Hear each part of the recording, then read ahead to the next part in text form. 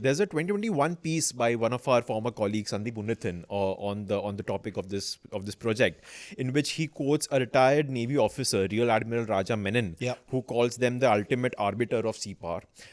Then he also quotes another retired Navy officer, Vice Admiral K.N. Sushil, who was the former commanding in chief of the Southern Naval Command. These submarines are that gave inspiration to a very popular meme that says there are only two types of vessels at sea: submarines and targets. Yeah. So reading this, I got the sense that okay, it's not just Shiv who's fascinated with this class of submarines. It's really people who know this domain.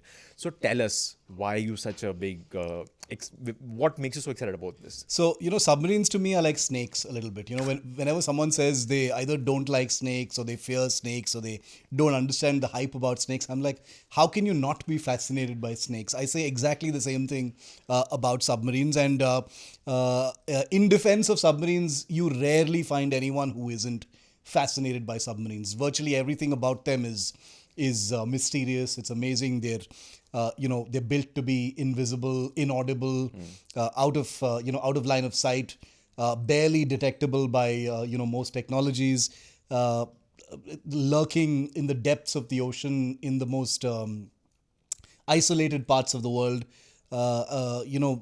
ready to wage war, and very destructive war at that. We've done more than a few episodes on submarines, which kind of shows our preference for submarines and betrays my love for them. Yeah.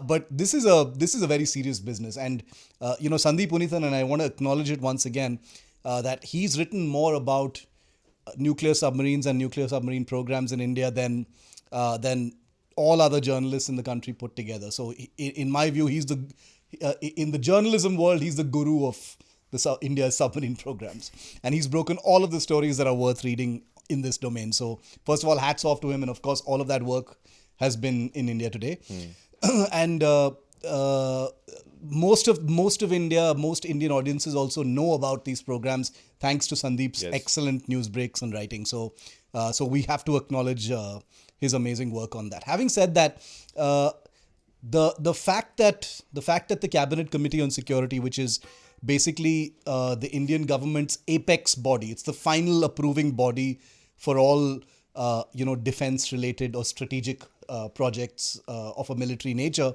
or a nuclear nature. It's taken a very long time to Yes. clear this program, and that hasn't gone down too well with India's military planners, because let me just lay the groundwork a little bit of context, and then I'll tell you why it's so important. Number one, India already has a submarine fleet that is way too small for its requirements.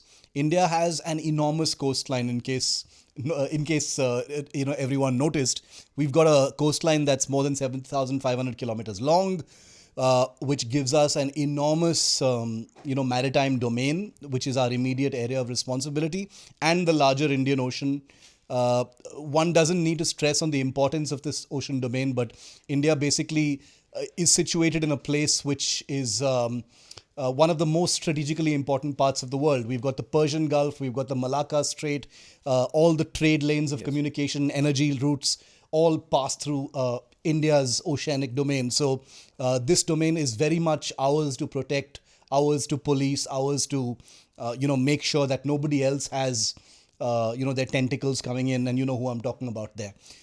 Now, for a country of India's size, and for a country with the kind of oceanic domain responsibility that India has, we have an embarrassingly small submarine fleet. Ships are a separate thing altogether, but I'm saying, let's assume this as a truism, that what Rear Admiral Raja Menon said about submarines is true. They're the ultimate arbiter of sea power. He was talking about nuclear-powered attack Yes. submarines. We don't even have one. We don't even have one. The only nuclear-powered attack submarines we've ever operated have been leased submarines, which have been suboptimal in terms of, we didn't know very much about them. There were Russian crews on board at all times, and it was not an easy experience. Those were more kind of training platforms for India to get used to using nuclear powered attack submarines. Now, what are the differences between these submarines? Very, very quickly, since we have gone through these, but we must assume that at least some of our listeners are not aware. The submarines that India has right now are conventional submarines, which means that they're powered by diesel electric propulsion systems, which consist of diesel engines and batteries, which can get recharged when the submarine is surfaced. Now, it doesn't require you to be a scientist or a rocket scientist to know that a submarine is most vulnerable when it is at the surface of the sea, where it's visible. Its greatest strength is when it has dived and is away from line of sight. It is easily detectable once it breaches the surface.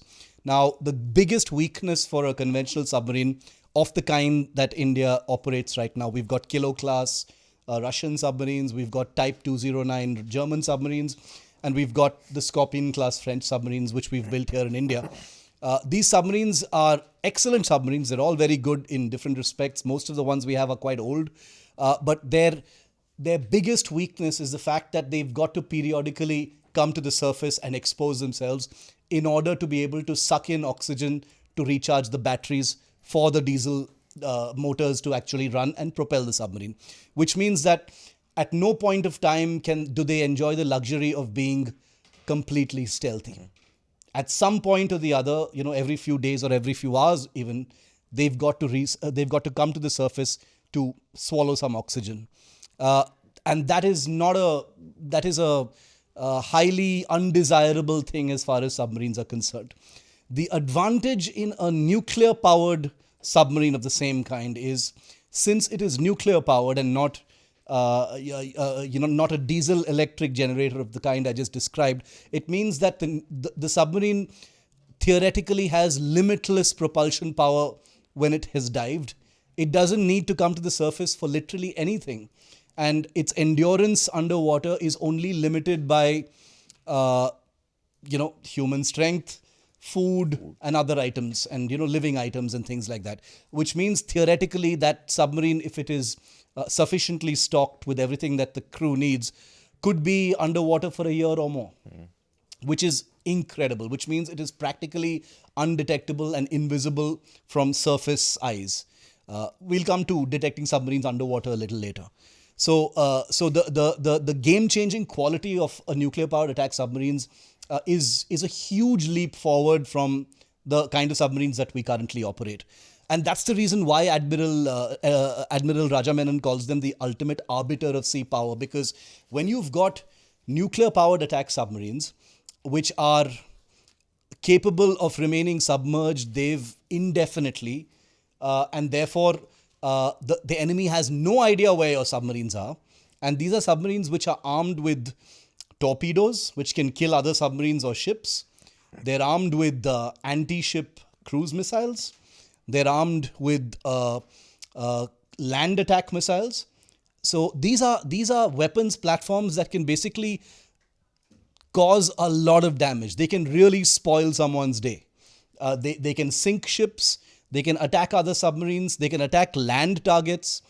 They are able to communicate with aircraft in the air, friendly aircraft in the air, to download targets.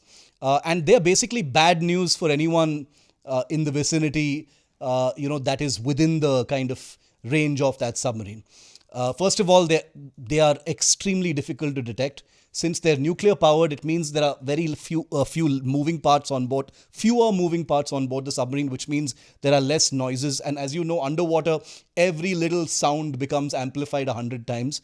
And sound is everything underwater. It's not sight, it's sound. There are no windows in a submarine. Everything, all sensors are sound related, which is what sonar technology is. And therefore, these submarines are desperately needed for any country that has a large ocean domain to protect. Now, obviously, these submarines are not going to constantly be used to fire torpedoes all the time or fire missiles all the time. In fact, as we always say in our defense, the whole idea is to never get to that point where you have to fire those things. But the strength of these submarines is the notion that is in your enemy's mind that, damn, India has 12 nuclear-powered attack submarines that are all circling around somewhere in this area. I have no idea where they are, but it's probably a good idea for me not to venture too close. And that concept is called sea denial. It's a very important. It's a very important. Mission profile for any navy, which is to conduct something called sea denial, which basically means through your assets that are deployed, either ships or submarines, or through the suggested presence of some kind of capability like an attack submarine, you're basically signaling to the adversary, in this case China or whoever, don't enter these waters, because then there's no guarantee that things can't escalate from there, because you're not allowed in these waters. I've told you not to enter. You know what could be lurking beneath here. I'm not telling you. Who knows? Maybe we have some submarines there. And, and if shit hits the fan after that, then it's your fault. So that's sea denial.